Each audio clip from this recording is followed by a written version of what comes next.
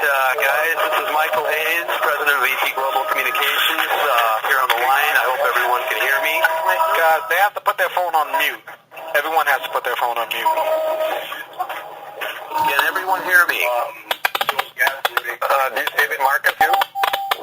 We can hear you. Guys, everyone, put your phone on mute, please.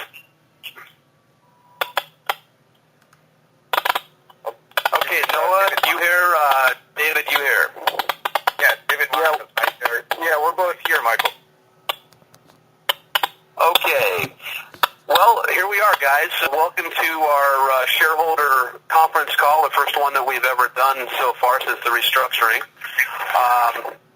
This may be a bit difficult for the number of people on here to be able to get questions in. If it seems that we're having difficulty, what we'll do is I think I have a feel for what most of the concerns or questions might be. So if it seems like it's difficult to get the questions in because of the number of people that are here, we're going to have to resort to some other measures here to cover the bases. But it's Friday night. We're going to keep it fairly short. I know you guys, a lot of people have plans and want to go into the weekend, and so we're not going to take up too much of your time here. But thank you all for being here tonight. Appreciate it very much. I hope by now you've had a chance to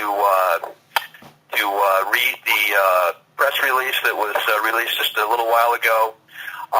We're making great strides here at EPGL. The name is going to be changing very soon, as you probably know.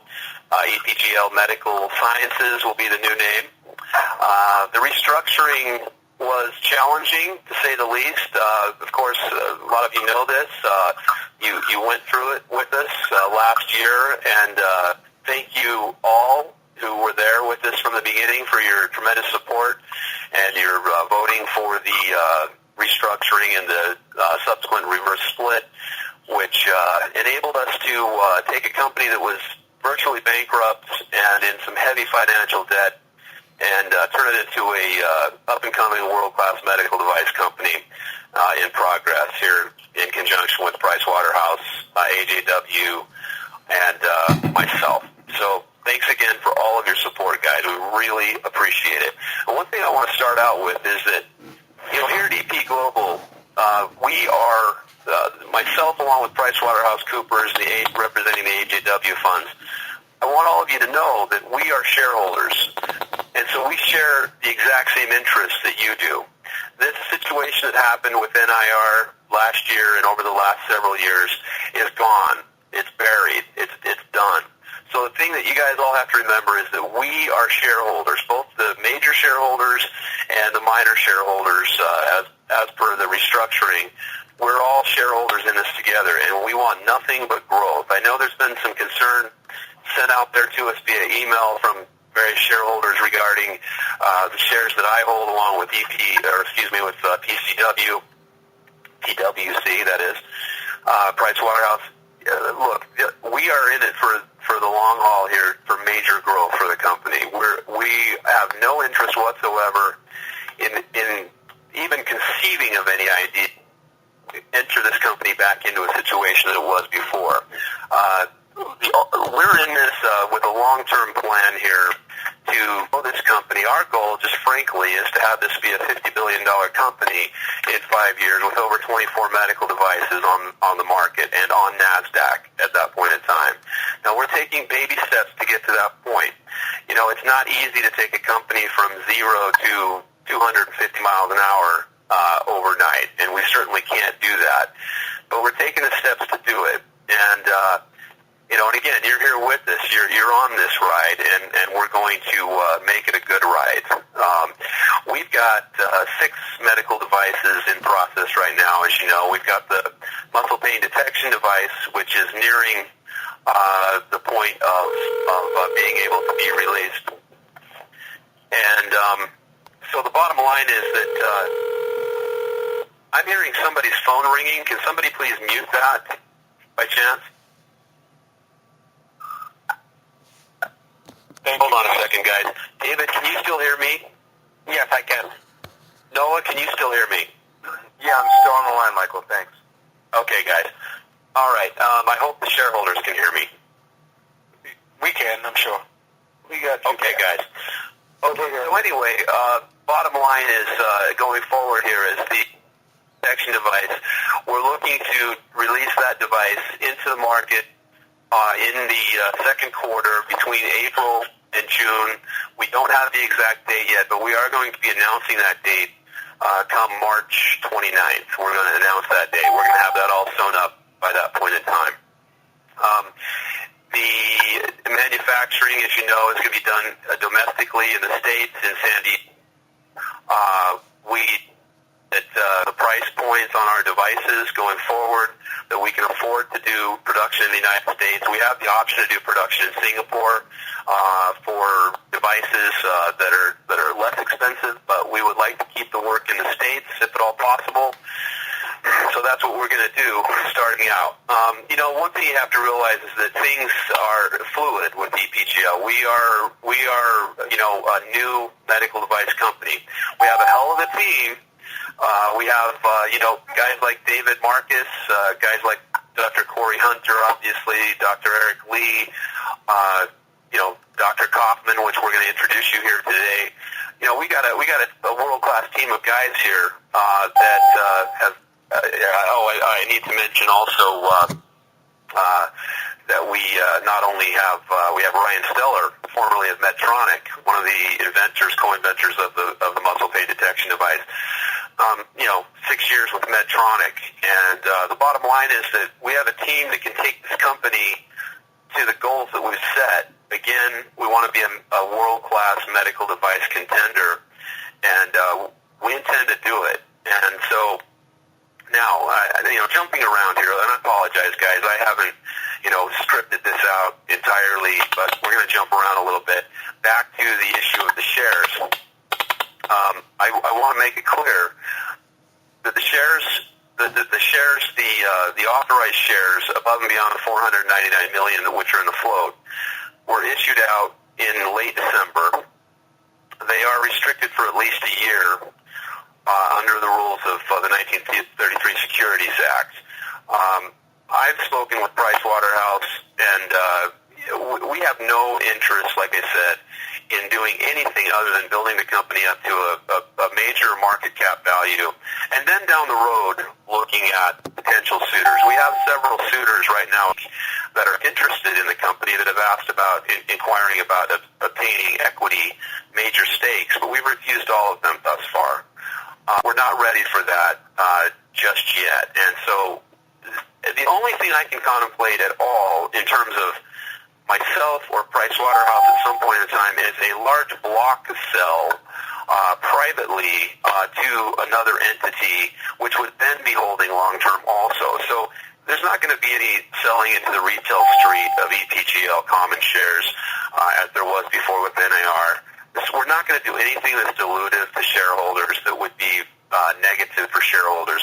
That is not what we're about.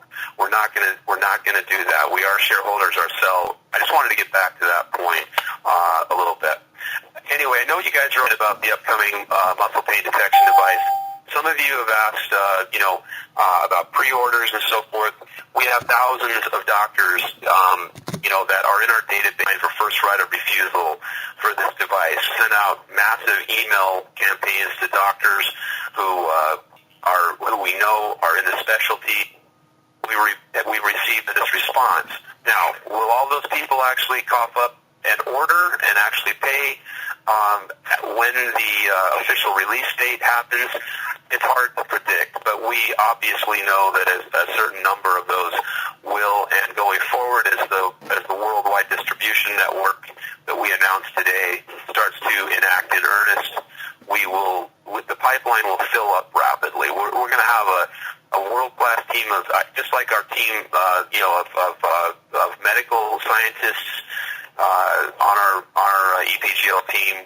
We're going to have a world-class team for distribution, and we just achieved that with this deal that we signed last week. The deal is a Singapore /US-based deal whereby we are the network for distribution into Asia, London, Europe, the United Arab Emirates, where we've got the groundwork in place so that when we release the muscle pain detection device, it will be widely dispersed across the globe to all of the people that are interested. So that pipeline is going to fill up quickly. Our sales and marketing is going to be top-notch, VIP, to all of the parties that are interested in distributing medical devices. Now, a company like Medtronic, for instance, $45 billion public company, they do a lot of their distribution in-house. This is in-house for us too, but it's a completely we've set it up so that it's a distribution arm that acts almost separately from the company, because we want to have two separate arms. We want to have an arm that's development R&D, and we want to have the arm for distribution. The two come together when a product actually gets launched. So we're setting it up under a model such as Medtronic, and we're going to go after it hardcore that way. So having said that, we have the muscle pain detection device coming up. We have, I'm going to advise you to look at the PR at the other devices. I'm just trying to think of some of the other questions that we can anticipate here. I think that some people have had issues with trading with some of the brokers. That is an issue that is with the brokers who can't do electronic deposits because of the nature of the company being non-reporting for the last few years. The company has a DTC issue whereby only electronic deposits with a few of these brokers cannot be done. The bigger ones like Scottrade and some other ones handle it no problem. But we are working on that, of course, with the DTC, and that will open up. That'll probably be dealt with here within the next week to 2 weeks, and that will open up liquidity even more with all of the brokers. That issue is going to be addressed. And that issue arose, by the way, out of the transactions that NIR was doing with EPGL back in 2009 to 2010. So the company went non-reporting. The old management took the company non-reporting because they were getting up to their ears in debt and in trouble. And so, not in trouble legally, but in trouble, financially with the company. And so they elected to go non-reporting. Well, that's made our job a little tougher in the restructure here to right the ship and bring the company out. But we're going to do it. Our goal is to go TCQX, as most of you know. We very strongly that will be achieved here. Probably towards the later part of the year, we're working full throttle towards that. And then, of course, after that, the requisite time period passing, we're going to go for a NASDAQ or NYSE uplisting. So I hope that's good. I hope that's something that's positive for most people. Like I said, just to make it clear, our goal is to be. Now, I know this is ambitious, but you know what? If you don't set the bar high, where are you going to be? You're not going to reach high places. So our goal is within 5 years to be a $50 billion medical device company with over 24 medical devices in the field, and we want to be NYSE or NASDAQ at that point in time. I don't know about you guys, but I'm holding my shares as long as I possibly can towards that date. And it would take one hell of a buyout offer for me to even entertain it down the road. So I'm a tight shareholder, just like you guys. I want to introduce you guys to a couple of guys that are on our team that are with us this afternoon. We have Mr. David T. Marcus, PhD, on the line with us, and we also have our newest member of the team, Dr. Noah T. Kaufman. These guys both have T's in their middle name here, so that's interesting. Noah T. Kaufman, David T. Marcus. Noah, I'd like to start out with you. I'd like you to introduce yourself to the group, give us a little background on yourself, and what you feel you can bring to EPGL as a team member. Vice President of Emergency Medicine Innovations is what Noah is. He's a hell of a doctor and a very enthusiastic, energetic guy, and he's a mountain climber, by the way. So, Noah, Dr. Kaufman, I'll say, Dr. Kaufman, if you can please come on here and just talk to us for a couple of minutes. Sure. Thanks a lot, Michael. First off, I'd like to say I have all the confidence in the world in your ability to take this company to places you want to. After the numerous discussions we've had and seeing it from the other side, I'm very confident that the company is going to be successful. I'm really glad to be on board with EPGL. I've been an emergency medicine attending physician with an emphasis on orthopedic trauma and emergency ultrasound. I graduated Tulane University in 2003 and did some of my postgraduate work at Baltimore Shock Trauma in Maryland and the Akron General Medical Center in Ohio.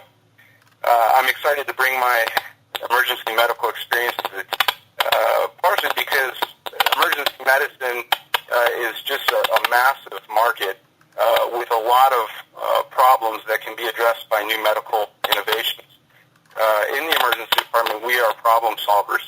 It's what we do, and we're always coming up with new ideas and laughing and joking about how great it would be to get these ideas made. Well, I pretty much want to make those dreams a reality and make those novel products available for our patients. So I'm bringing several newest innovations to EPGLMED, and the devices have passed scrutiny with some other ER physicians. But I'll tell you, I'm really excited about the muscle pain detection device and treatment. And that's the first order of business is, we see multiple cases of back pain in the emergency department every shift. And these new devices are just absolutely intriguing and exciting. There's up to 85% of the population in the U.S. has back pain. We see a ton of them. 5 to 10% of those become recurrent and chronic. There's over $50 billion a year spent treating this pain, and much of it comes through the emergency department. Right now, we're using narcotic injections which have dependency issues, NSAID therapy. We refer these patients for therapy. It's not easy to get a diagnosis with the current manual pressure, and there's a lot of reasons for back pain. So it's really exciting to have a device and a treatment modality where we can really accurately diagnose and treat these patients. So I'm interested in that, and additionally, we have emergency physicians all over the country who are going to be interested in this device. There's over 5,000 emergency departments, about 8,000 urgent care centers, and I'd really like to see our device in all of them. And so that's partially where I come in, bringing the device to my colleagues. So I'm excited to be on the team and help EPGL make new innovative products. I'm really excited about the BioMem stuff that David's working on. And all in all, I'm very motivated to help make this a reality. So thanks for bringing me on the team, Michael, and it's great to be here. Thank you, Dr. Kaufman. I really appreciate you coming tonight, and very, very excited to have you on board also. That market for emergency medicine is tremendous, and we're going to exploit it. So I want to introduce shareholders to another gentleman here. Of course, one thing I would like to reiterate is that our other team members are not presenting right now tonight, but we've got Dr. Corey Hunter out of NYU. We've got Dr. Eric Lee. These guys are incredible guys, cutting edge, young doctors that are on the cutting edge of pain medicine. So I want to give kudos out to our medical director, Dr. Corey Hunter, who is somewhere in Barbados right now, I believe. But anyway, no, I'm just joking. And also, of course, Ryan Steller, a tremendous guy with Medtronic, who has been with Medtronic over the past several years and is now on board with EPGL. Another very accomplished engineer who was able to co-invent the muscle pain detection device. Again, we've got a really extremely world-class team here, and we're adding to it. We introduced Reed Erickson today as our financial guru and advisor on acquisition partnerships and so forth. And then Mark Ray, who is another very accomplished gentleman who's started a few successful companies. He's with us. We'll put all the bios up on the website. And by the way, the website is going to be upgraded here shortly in the next days. We got a lot of improvements, a lot of things happening, a lot of good things. I want to throw a shout out to Brady Peterson, our PR guy. Is an absolute professional, and without Brady's organizational skills and ability to put things together, we wouldn't be where we're at. So shout out to Brady. Thanks to all of the people on our team on EPGL. Thank you to PricewaterhouseCoopers and all the people involved over there too. Anyway, not to ramble on here, I want to get David Marcus on here for you guys. This guy is, I don't have any other word to say but other than incredible. He is one of probably the very top tier, few handful of people in the world in the biomems medical technology business.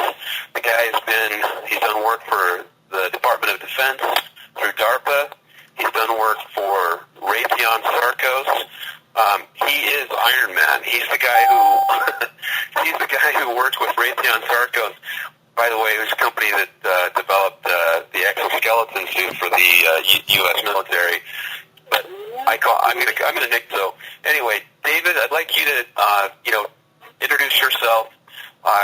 Give our shareholders a little insight into biomems and the future of EPGL as you see it. Go ahead, David. Okay, sure. My name is David Marcus, and when I first spoke with Michael about what EPGL was doing, EPGL impressed me immediately. I was really impressed that EPGL has FDA-approved instrument, MPDD, but what is even more impressive is MPDD can precisely tell where the pain is and thus allow precise treatment of pain. And this consequently will reduce the amount of drugs to be used in human body. And with that in mind, that immediately associated with what I've been working on in the men's field area, which is basically try to improve the treatment on the patient using the same vision of precision in sensing and treatment. BioMEM stands for, what we would work in biomedical field, and we would solve the precision sensing and treatment using microsized electronic and mechanical systems. That's what BioMEM stands for. What we are trying to do in BioMEM is also the same as EPGL. The only addition is we use microsystems, but we use the same science as EPGL, which is to do precision sensing and precision treatment. So those two concepts is going to be one of the major things that we'll be applying to all the new instruments that will be developing for EPGL. I've been working in BioMEM for almost 18 years. EPGL pain management is an area where BioMEM has not been utilized yet. So I'm very excited to have this opportunity to bring this technology into the field of pain management through EPGL. I think that's all I have to say about it. Okay, David, thank you. So as you can see, fellow shareholders, we have some tremendous people involved with the EPGL, some of the top people in the world in their respective fields.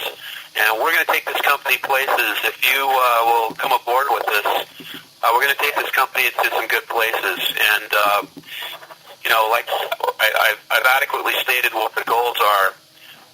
But we need you, obviously. We appreciate you as shareholders.